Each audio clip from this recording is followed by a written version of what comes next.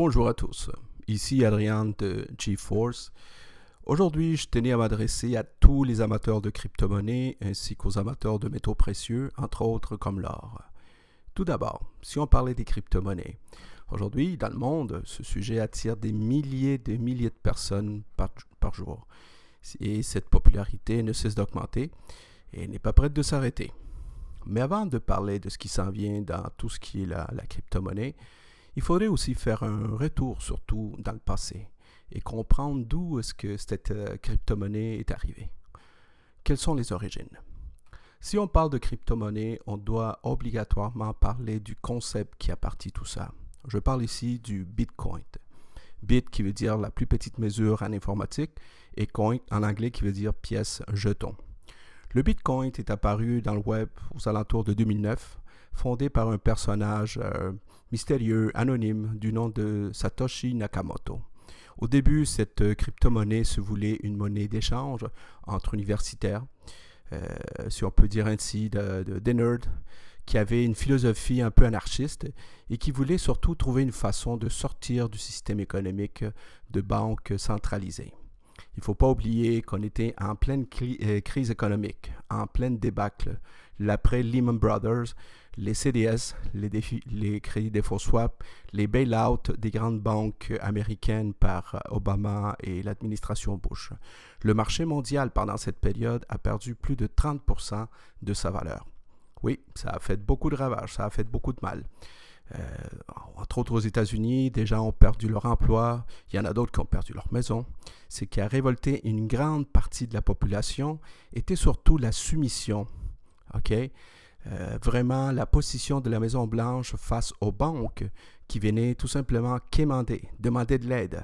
Car ils disaient que si jamais on ne les aidait pas, ils avertissaient que si les banques tombaient, c'est le système financier mondial qui allait exploser. Disons que le gouvernement était pris à la gorge, ils étaient pris en otage. Finalement, les banques, une partie de l'industrie automobile et du prêt hypothécaire, on parle ici du prêt hypothécaire américain, ont été renfloués, bail-out comme ils disaient, avec les épargnes de la population et des futurs fonds de pension des générations à venir. Enfin, ce qui allait en rester. Ces événements-là ont marqué une génération qui n'ont jamais avalé la pilule et la confiance dans le système financier mondial a été ébranlée. On parlait à cette époque des 99% des pauvres qui venaient à l'aide du 1% des privilégiés, des super riches. C'est dans cet esprit de révolte qu'un groupe, on peut dire, de IT, hackers et programmeurs ont lancé une monnaie basée sur un protocole de programmation qu'on appelle aujourd'hui le blockchain, qui veut dire chaîne de paquets. Ils ont incorporé l'encryptage militaire dans cette monnaie virtuelle avec un usage P2P, peer-to-peer, et surtout, ils ont appliqué la philosophie open source, ce qui fait que d'autres programmeurs vont pouvoir utiliser cette source pour améliorer le système. Ce qui faisait que ça faisait en sorte que c'était une monnaie, le Bitcoin, je parle, là, qui serait une monnaie inviolable au niveau de la sécurité, anonyme et facile à transiger par Internet. Suite à la crise des subprimes et la débandade de l'économie, entre autres de la Grèce, qui est arrivée, on parle ensuite de la Chypre, ainsi qu'en Argentine, et entre autres, eh bien, les gens ont commencé à mettre leurs économies à l'abri de leurs devises locales, à cause qu'elles étaient en train de tomber, pour se réfugier dans ce qu'on appelle le Bitcoin. Ce n'était que le début de l'engouement pour cette monnaie virtuelle. Et ce n'était le début d'une succession d'événements économiques qui allaient faire en sorte que le Bitcoin est tout d'un coup sorti de son anonymat. Il n'en fallait pas plus, quelques années plus tard, pour que les grands loups et les grands spéculateurs de Wall Street sautent dessus, ce qui allait porter la valeur du Bitcoin à plus de 20 000 $ US à un moment donné. Dire qu'il est parti d'à peu près 1 ou 9 sous à l'origine. Depuis ce temps-là, bien sûr, d'autres monnaies sont arrivées, d'autres crypto-monnaies sont venues joindre le bal. On parle entre autres du Ethereum, du XRP, du Litecoin, du Dogecoin et un paquet d'autres. Et le but de tout ça, c'était toujours d'essayer d'améliorer le protocole de sécurité, le niveau de transport dans le monde du blockchain. Et chaque nouvelle crypto-monnaie se disait être la meilleure. Malgré un certain succès, le Bitcoin aujourd'hui accapare plus de 60% du marché des crypto-monnaies dans le monde. Et malgré tout, le Bitcoin, il reste toujours virtuel. Et surtout, c'est une monnaie très volatile. Ce qui fait que c'est une monnaie très appréciée par les traders, bien sûr, mais un petit peu moins des gens qui achètent et vendent des biens, car c'est une monnaie qui bouge beaucoup. Mais une chose est sûre, la technologie du blockchain est en train de changer la façon d'échanger les biens et services. Depuis que le secteur bancaire se sont vraiment rendu compte que cette technologie est beaucoup plus sûre, beaucoup plus abordable et beaucoup plus rapide. Ce qui fait à dire aujourd'hui aux grands du système bancaire dans le monde financier, les gens disent qu'il y a l'avant-blockchain, il y a l'après-blockchain. Car les grands gourous du système financier, ils le disent, si les banques ne s'adaptent pas, si l'industrie financière bancaire ne s'adapte pas, ben, elle va être obligée de tirer de la patte et éventuellement, ils vont finir par disparaître. Et oui, aussi simple que ça. Pensez ce qui est arrivé, exemple, lorsqu'il y a eu certaines compagnies qui n'ont pas su s'adapter lorsque une nouvelle technologie comme Internet a été adoptée par la masse. Pensez à des compagnies comme Sears, Toys R Us, Blockbuster, qu'aujourd'hui on n'en parle plus. Eh bien, qui n'ont pas pris le virage Internet dans le domaine du commerce du détail. On peut dire que la même chose va arriver au système bancaire qui ne vont pas s'adapter à la nouvelle technologie qu'on appelle le blockchain. S'ils ne s'adaptent pas, on peut dire que leurs jours sont comptés. Maintenant, tout ceci n'a toujours pas réglé notre petit problème de volatilité et son côté virtuel. OK? Ce qui fait en sorte qu'une grande majorité de gens hésitent encore à faire le grand pas. Même si, malgré tout, Facebook nous a annoncé il n'y a pas longtemps qu'il allait partir sa propre crypto-monnaie pour 2020. Elle s'est faite très rassurante car elle disait que cette crypto-monnaie allait être une crypto-monnaie un peu hybride car elle allait être adossée à un panier de plusieurs devises qui va fonctionner un peu comme le Bitcoin. On parle ici du Libra. Mais encore une fois, cette monnaie est toujours adossée à des devises comme le dollar US, l'euro, la livre sterling, le yuan chinois, que eux autres ne sont appuyés par aucun bien physique. Donc, on se retrouve un peu à la même case de départ. De notre côté, il y a des gens qui sont adeptes des métaux précieux. Je parle des métaux précieux comme l'or et ainsi que l'argent métal. On peut dire qu'à leur argument, on doit admettre que l'or physique et les métaux précieux, ils ont à leur actif une histoire de plus de 5000 ans. Et ce métal a toujours joué un rôle de valeur refuge en temps de crise et d'inflation. Leur devise, leur credo à ces gens-là est de toujours dire que l'or est l'argent des dieux, l'argent métal est celle des gentilshommes et la monnaie fiduciaire, la monnaie papier et l'argent des esclaves, car à la base, c'est une argent dette. Donc, ce groupe de crypto-monnaies vient rejoindre celle des métaux précieux. On peut dire que les deux groupes, aujourd'hui, ils tournent le dos à la monnaie papier. À vrai dire, ces groupes ont raison. Notre système économique est à bout de souffle. Nos gouvernements sont hyper endettés, par-dessus la tête. Simplement aux États-Unis, on parle de plus de 20 trillions. On parle de 20 000 milliards de dettes. Une dette de plus de 180 000 arrive à chaque fois qu'un nouveau-né vit au monde aux États-Unis. L'Europe n'est pas mieux. L'euro est en train de craquer de partout. Donc, au final, on a d'un côté les adeptes de la crypto-monnaie et de l'autre les purs et durs qui ne croient que dans les métaux précieux. Alors, c'est là qu'une compagnie fondée en 2011, qui nous vient directement de l'Allemagne, vient d'innover. Les amis, il me fait un grand plaisir de vous présenter Karatbar, qui possède des actifs de plus de 200 millions, des parts dans des mines d'or au Madagascar, en Guinée, sa propre banque, et qui vient de lancer sa crypto-monnaie appuyée avec de la vraie or physique. On ne parle pas ici de l'or ETF ou de l'or avec des promesses. Non, on parle vraiment de l'or physique. Karatbar est composé de plus de 500 000 membres à travers le globe. Ils sont placés dans plus de 140 pays, avec une armée d'épargnants qui convertissent leur argent papier en des vrais grammes d'or, ceci à tous les jours. Mais ce que vous devez comprendre avec Karatbar aussi, c'est plus qu'un compte d'épargne en or. C'est plus qu'une simple crypto-monnaie qui est backée avec de l'or.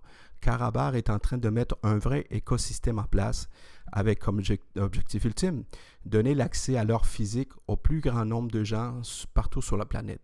Tout ça pour aider les gens à se mettre à l'abri de la prochaine crise économique qui nous pend au nez à tous. Voici un petit survol de tout ce écosystème. On va commencer par une innovation qui est le téléphone Impulse K1. Ce téléphone est le premier appareil fonctionnant avec la technologie Voix sur Blockchain Protocol, ce qui lui donne une sécurité et un cryptage de la voix, du data et des transactions économiques qu'on va pouvoir faire avec ce téléphone. Il a été lancé à Dubaï en 2019. Il va être opérationnel pour l'automne 2019. Il possède toutes les caractéristiques d'un téléphone cellulaire normal d'aujourd'hui, mais en plus, il a la fonction de portefeuille numérique, peut fonctionner par satellite et peut gérer votre crypto-monnaie comme un compte de banque. En fin de compte, tout votre portefeuille numérique peut être sécurisé et stocké dans ce téléphone sans problème. On peut parler aussi maintenant de Karabit. Karabit, qui est un échangeur qui a été lancé fin 2018. C'est un peu le portail d'échange des crypto-monnaies à travers lequel vous pouvez échanger des dollars US, des bitcoins, de l'Ethereum en KBC, en Unival, de Karatbar. Il a pour fonction d'aider les gens qui ont de la crypto-monnaie de pouvoir l'échanger en KBC, qui est la crypto-monnaie de Karatbar présentement, en des grammes d'or. Cet échangeur joue un rôle central dans l'achat et vente d'or numérisé.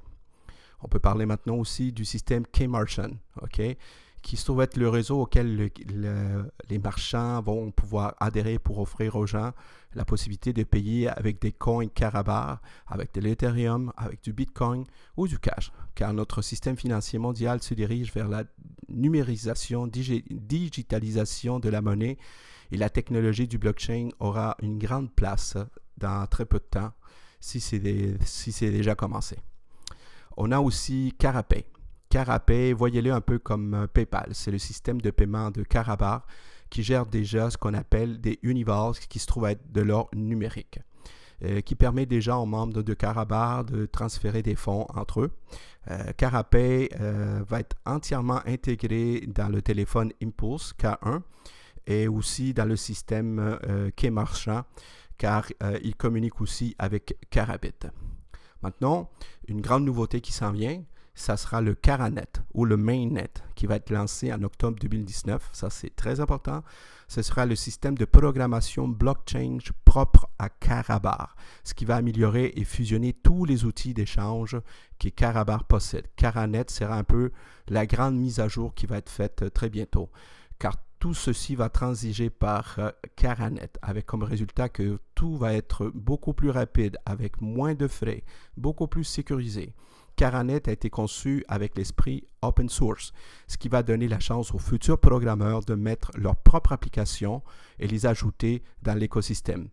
Et bien sûr, faire grandir la communauté Karanet et augmenter la valeur et l'attrait dans Karatbar un peu partout sur la planète. On peut dire que c'est un peu comme le système iOS de Apple et qu'on trouve dans Apple Store et le système Android qu'on trouve dans Google Play. C'est dans cette cour-là que Karanet va mettre les pieds très bientôt.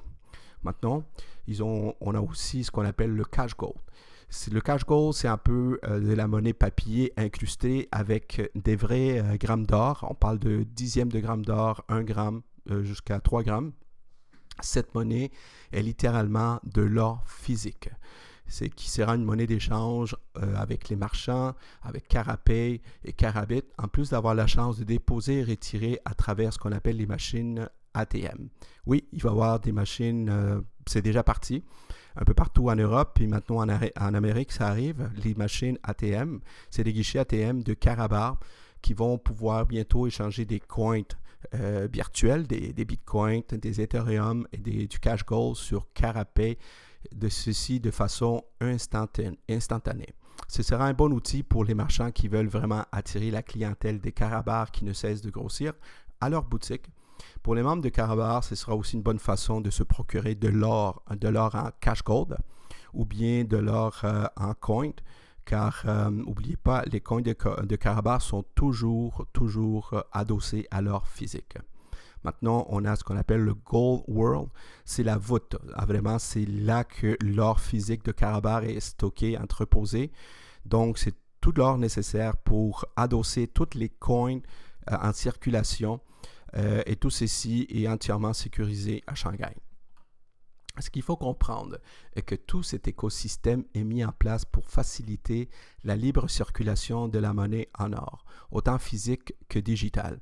Là où beaucoup d'autres compagnies ont essayé et ils ont échoué à rétablir une confiance, une stabilité dans la monnaie, Karatbars, lui, est en train de réussir son pari.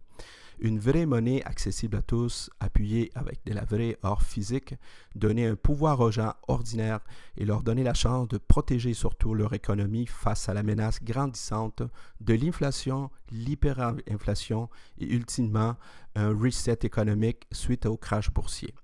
Il faut comprendre aussi que le virage de la crypto-monnaie date seulement d'un peu plus qu'un an avec Karatbars. Mais Karatbars a vu juste, car la tendance mondiale se dirige vers cette solution d'échange.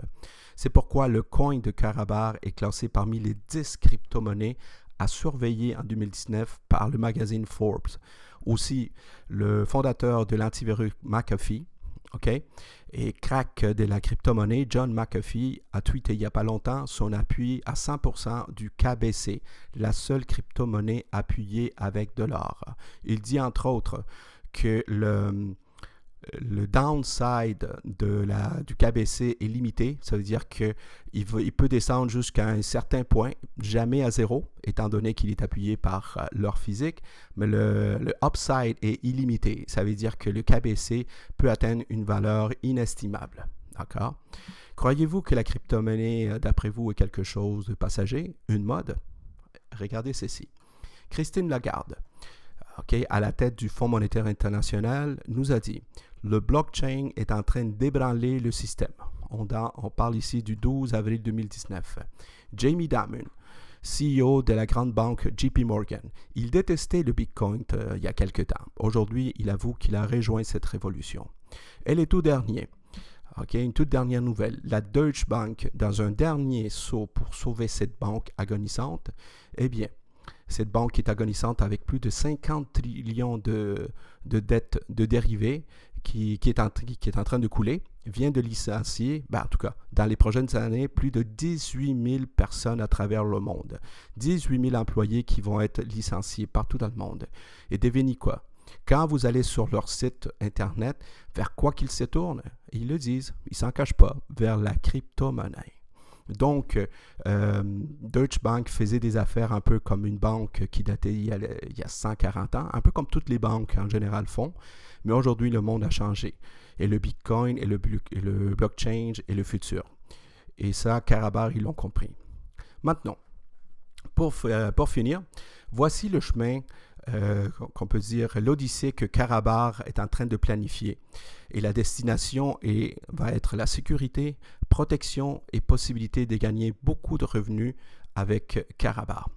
Donc, si on fait l'historique, en novembre 2018, le Karagold Coin, le KBC, est lancé avec son propre échangeur de crypto-monnaie qui est Karabit. Décembre 2018, 20 nouveaux échangeurs partenaires se sont joints à Karatbars pour échanger le nouveau coin. Mars 2019, présentation du téléphone avec la technologie Voice over Blockchain Protocol, que je vous ai parlé tantôt. On parle ici une pause du K1 qui a été lancé chez les marchands à Dubaï. Le 4 juillet 2019, on vient juste de le passer. Ça a été le jour d'indépendance de l'or, Gold Independence Day. Monsieur Harald Seiss nous l'a annoncé.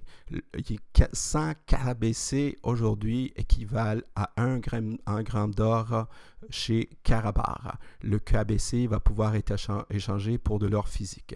Possibilité des gains passifs avec l'entreposage dans la voûte de Karatbars, chose que je vais vous expliquer un peu plus tard dans une autre vidéo. 4 septembre 2019, ça s'en vient. La prévente du Karacoin, du KCB, lorsque vous achetez des packs chez Karatbars, vous avez des KCB, eh bien, cette vente va être finie. D'accord? La promotion va être terminée. La libre circulation du KBC va démarrer. OK, c'est cette monnaie-là qui va commencer à démarrer. Le 20 septembre 2019, ça s'en vient aussi, le Mainnet, ce qu'on appelle le Caranet, le système de programmation démarre ses propres opérations de blockchain, ce que je vous ai dit tantôt. 1er octobre 2019, ça s'en vient, c'est le jour du hard fork, ça veut dire la fusion des deux coins, le KBC et le KCB, pour créer un ultime coin qui va s'appeler le GSC, le Gold Standard Coin, qui va être 100% convertible en or. Et aussi, le 1er janvier 2020, retenez aussi cette date, nouvelle année du Mainnet, du Caranet, le coin, le GSC, va être ajusté à 75 GSC pour 1 gramme d'or. Présentement, depuis le 4 juillet, on parle de 100 KBC pour 1 gramme d'or. Eh bien, ça va être 75 GSC à partir du 1er janvier 2020 pour 1 gramme d'or. L'objectif de Karatbar, il ne s'en cache pas, est vraiment d'amener et de pousser 1 GSC pour 1 gramme d'or. 1 gramme d'or vaut à peu près quoi? 45 $ US, peut-être 60 $ canadiens. Okay? Imaginez la valeur que ça va prendre, toute cette crypto-monnaie, et encore plus dans les années à venir. Est-ce que ça va être dans 1 an? Est-ce que ça va être dans 2 ans? Seulement le marché va pouvoir le dire. Mais on sait tous que tout va dans ce sens-là.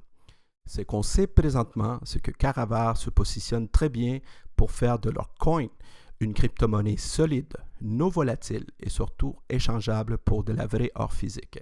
Et ça, les amis, vous allez le trouver nulle part présentement sur le marché. Une chose est sûre, la crypto-monnaie est là pour rester et l'or existe déjà depuis que le monde est monde. La question maintenant n'est pas de savoir si la prochaine crise va arriver ou pas, mais c'est quand qu'elle va arriver. Aussi, l'autre question, je vous dirais, c'est pas de savoir si vous avez de l'or ou pas, mais combien est-ce que vous en avez. Vous voulez en savoir un peu plus? Contactez la personne qui vous a référé ce vidéo. Et moi, ici, Adrien, je vous dis aux prochaines vidéos. À bientôt. Merci.